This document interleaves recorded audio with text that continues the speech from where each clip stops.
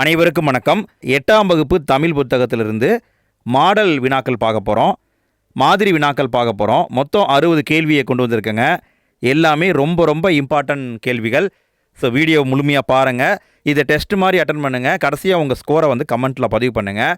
நீங்கள் எக்ஸாமுக்கு போகிறதுக்கு முன்னாடி இதை ஒரு முறை முழுமையாக பார்த்துட்டு போங்க. கண்டிப்பாக கேள்விகள் எக்ஸாமில் வர வாய்ப்பு இருக்குது. சரி, நம்ம வீடியோக்குள்ளே போகலாங்க. ஃபஸ்ட்டு கேள்வியை பாருங்கள். இயற்கை இன்பக்களம் என அழைக்கப்படும் நூல் எது?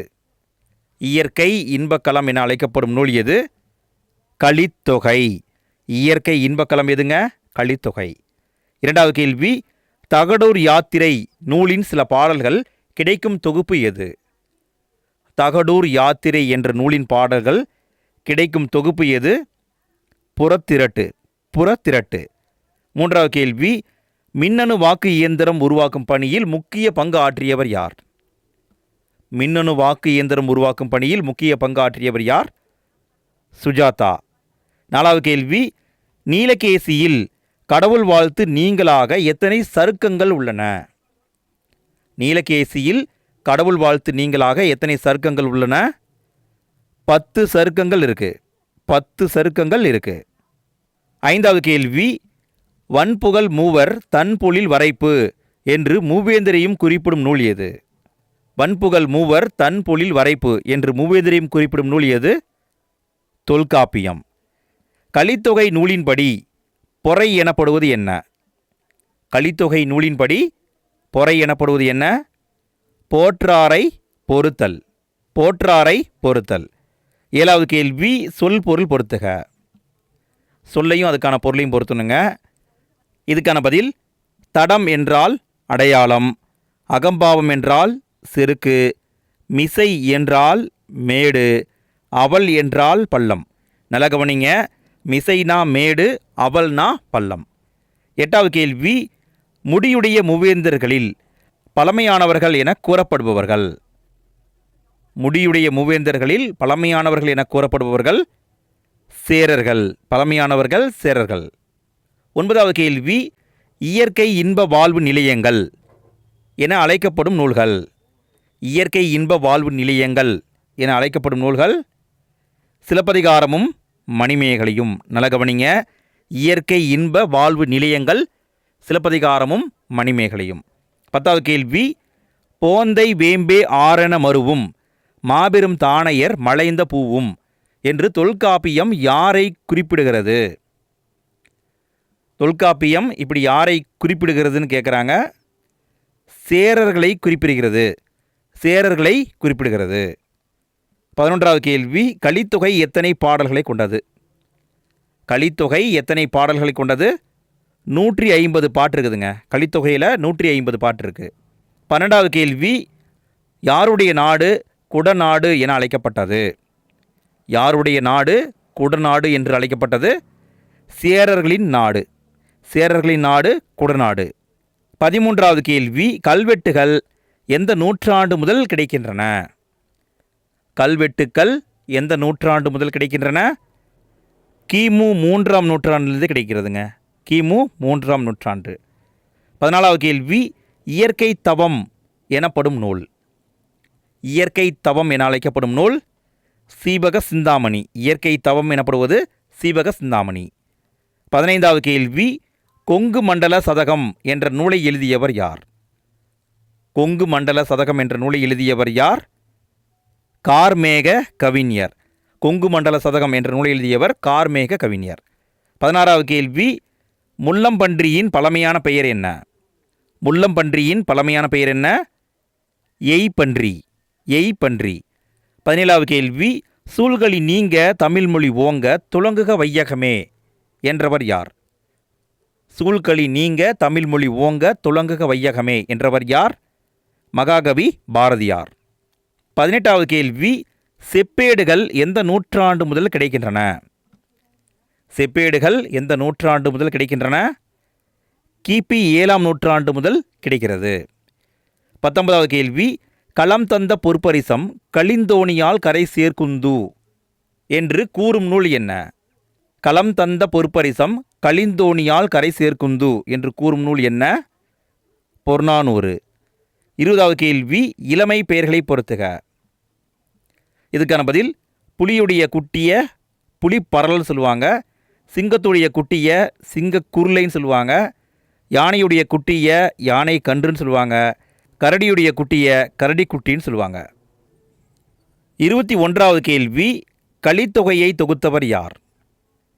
கலித்தொகையை தொகுத்தவர் யார்? நல்லந்துவனார். கலித்தொகையை தொகுத்தவர் நல்லந்துவனார். 22வது கேள்வி பழங்காலத்தில் விலையை கணக்கிட அடிப்படையாக அமைந்தது எது? பழங்காலத்தில் விலையை கணக்கிட அடிப்படையாக அமைந்தது எது? நெல். நெல் தான் அடிப்படையாக அமைந்தது. 23வது கேள்வி சிறியிலை நெல்லி தீங்கின குறியாது என்று பாடியவர் யார்? சிறியிலை நெல்லி தீங்கின குறியாது என்று பாடியவர் யார்? ஔவையார் தான் பாடியிருக்காங்க. 24வது கேள்வி ஆமா என்று அழைக்கப்படுவது. ஆமா என்று அழைக்கப்படுவது காட்டுப்பசு. ஆமா என்பது காட்டுப்பசு. 25வது கேள்வி சேரமண்டலம் பாண்டிய மண்டலம் ஆகிய பகுதிகளில் 8ஆம் நூற்றாண்டு முதல் 11ஆம் நூற்றாண்டு வரை கிடைக்கும் சாசனங்களில் எந்த எழுத்து இடம்பெற்றுள்ளது?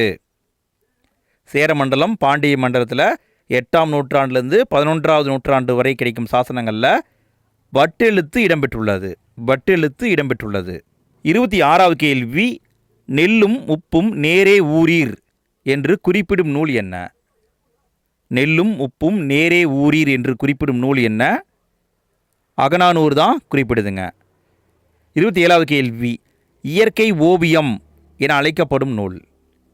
இயற்கை ஓவியம் என்று அழைக்கப்படும் நூல் பத்துப்பாட்டு. இயற்கை ஓவியம் எனப்படுவது பத்துப்பாட்டு. 28வது கேள்வி செந்தமிழ் அந்தணர் என அழைக்கப்படுபவர் யார்? செந்தமிழ் அந்தணர் என்று அழைக்கப்படுபவர் யார்? இரா இளங்குமரனார். செந்தமிழ் அந்தணர் ரா இளங்குமரனார். 29வது கேள்வி கலிங்கத்து பரணி எத்தனை கலித்தாளிசைகளை கொண்டது? கலிங்கத்து பரணி எத்தனை கலித்தாளிசைகளை கொண்டது? 599 இருக்குதுங்க. 30வது கேள்வி பாரதியாரை செந்தமிழ் தேனி என்று அழைத்தவர் யார்? பாரதியாரை செந்தமிழ் தேனி என்று அழைத்தவர் யார்? பாரதிதாசன். 31வது கேள்வி அறுவர் வருவர் என இறைஞ்சினர் அபயம் அபயம் என நடுங்கியே. இந்த பாட்டு வரியில் வரக்கூடிய அறுவர் எனப்படுபவர் யார்? அறுவர் என்று அழைக்கப்படுபவர் யார்? தமிழர். அறுவர் யாருங்க? தமிழர். 32வது கேள்வி கடைச்சங்க காலத்தில் தமிழில் எழுதப்பட்ட எழுத்துக்கள் எவ்வாறு அழைக்கப்பட்டன? கடைச்சங்க காலத்தில் தமிழில் எழுதப்பட்ட எழுத்துக்கள் எவ்வாறு அழைக்கப்பட்டன? கண்ணெழுத்து என்று அழைக்கப்பட்டது. கண்ணெழுத்து அப்படின்னு அழைச்சிருக்காங்க. 33வது கேள்வி மரபு சொற்களை பொறுத்துக. இதுக்கான பதில் ஆந்தை அலரும், காகம் கரையும், சேவல் கூவும், புறா குணுகும். 34வது கேள்வி தமிழுக்கு தொண்டு செய்வோன் சாவதில்லை என்று பாடியவர் யார்? தமிழுக்கு தொண்டு செய்வோன் சாவதில்லை என்று பாடியவர் யார்? பாரதிதாசன் தான் சொல்லியிருக்காரு. பாரதிதாசன். 35வது கேள்வி நீலகேசியில் கடவுள் வாழ்த்து நீங்களாக எத்தனை சருக்கங்கள் உள்ளன? நீலகேசியில் கடவுள் வாழ்த்து நீங்களாக எத்தனை சருக்கங்கள் இருக்கு? 10 சருக்கங்கள் இருக்கு. 36வது கேள்வி கத்தியை தீட்டாதே உந்தன் புத்தியை தீட்டு என்று பாடியவர் யார்? கத்தியை தீட்டாதே உந்தன் புத்தியை தீட்டு என்று பாடியவர் யார்? ஆலங்குடி சோமு. 37வது கேள்வி இறை அரசனின் இயற்பெயர் என்ன? இறை அரசனின் இயற்பெயர் என்ன? சேசுராசா. சேசுராசா. 38வது கேள்வி இயற்கை வாழ்வில்லம் என அழைக்கப்படும் நூல் எது? இயற்கை வாழ்வில்லம் என்று அழைக்கப்படும் நூல் எது? திருக்குறள். இயற்கை வாழ்வில்லம் திருக்குறள். 39வது கேள்வி ஓடி வந்து கைகுலுக்க ஒருவரும் இல்லையா, உன்னுடன் நீயே கை குலுக்கிக் கொள் என்று கூறியவர் யார்? ஓடி வந்து கைகுலுக்க ஒருவரும் இல்லையா, உன்னுடன் நீயே கை குலுக்கிக் கொள் என்று கூறியவர் யார்? மு. மேத்தா. 40வது கேள்வி இளங்கோவடிகளின் காலம் என்ன? இளங்கோவடிகளின் காலம் என்ன? கிபி 2ஆம் நூற்றாண்டு. நல்ல கவனிங்க, கிபி 2ஆம் நூற்றாண்டில் தான் பிறந்திருக்காரு. 41வது கேள்வி பரணிக்கோர் ஜெயங்கொண்டான் என்று புகழ்ந்தவர் யார்? பரணிக்கோர் ஜெயங்கொண்டான் என்று புகழ்ந்தவர் யார்? பலபட்டடை சொக்கநாத புலவர். பலபட்டடை சொக்கநாத புலவர். 42வது கேள்வி, கண்ணெழுத்து படுத்த எண்ணு பல்பொதி என்று கூறும் நூல் என்ன? கண்ணெழுத்து படுத்த எண்ணு பல்பொதி என்று கூறும் நூல் என்ன? சிலப்பதிகாரத்தில் தான் இந்த பாட்டு வரி வருது. 43வது கேள்வி, செந்தமிழே செங்கரும்பே செந்தமிழர் சீர்காக்கும் நந்தா விளக்கணைய நாயகியே என்று செந்தமிழ் அந்தாதி பாடியவர் யார்? செந்தமிழ் அந்தாதி பாடியவர் யார்? து. அரங்கன் தான் பாடியிருக்காங்க. 44வது கேள்வி, கொங்கு அலர்த்தார் சூடியவன் என சிலப்பதிகாரம் யாரை குறிப்பிடுகிறது? கொங்கு அலர்த்தார் சூடியவன் என சிலப்பதிகாரம் யாரை குறிப்பிடுகிறது? சோழனை குறிப்பிடுகிறது. 45வது கேள்வி, கலிங்கத்து பரணியை தென் தமிழ் தெய்வப்பரணி என புகழ்ந்தவர் யார்? கலிங்கத்து பரணியை தென் தமிழ் தெய்வப்பரணி என்று புகழ்ந்தவர் யார்? ஒட்டக்கூத்தர் தான் புகழ்ந்திருக்காரு. 46வது கேள்வி, ஒன்றே குலம் ஒருவனே தேவன் என்றவர் யார்? ஒன்றே குலம் ஒருவனே தேவன் என்றவர் யார்? திருமூலர் தான் சொல்லியிருக்காங்க. ஒன்றே குலம் ஒருவனே தேவன். 47வது கேள்வி, இயற்கை பரிணாமம் என அழைக்கப்படும் நூல் எது? இயற்கை பரிணாமம் என அழைக்கப்படும் நூல் எது? கம்பராமாயணம். இயற்கை பரிணாமம் கம்பராமாயணம். 48வது கேள்வி, தமிழ் மொழியை எழுத இருவகை எழுத்துக்கள் வழக்கத்தில் இருந்தன என்பதற்கான சான்று எது? தமிழ் மொழியை எழுத இருவகையான எழுத்துக்கள் வழக்கத்தில் இருந்தன என்பதற்கான சான்று எது? அரச்சலூர் கல்வெட்டு. அரச்சலூர் கல்வெட்டு என்பது சரி. 49வது கேள்வி, தமிழ் 3000 என அழைக்கப்படும் நூல் எது? தமிழ் 3000 என்று அழைக்கப்படும் நூல் எது? திருமந்திரம். 50வது கேள்வி, தமிழகத்தின் வேர்ட்ஸ்வொர்த் என்று அழைக்கப்படுபவர் யார்?